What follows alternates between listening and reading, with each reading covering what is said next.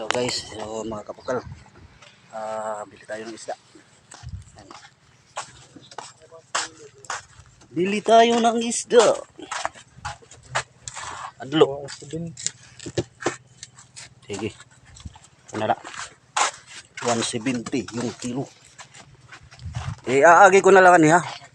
Kan ma'am.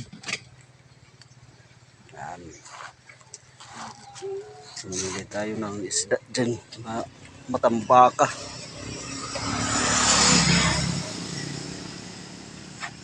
$170 yung kilo.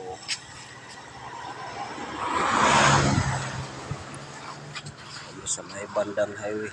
Ayan.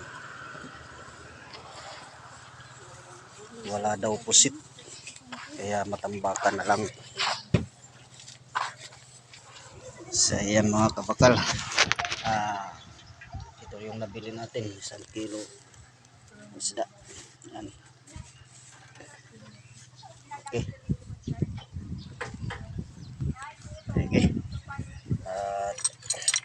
at bibiyahe muna ako, uwi muna ako.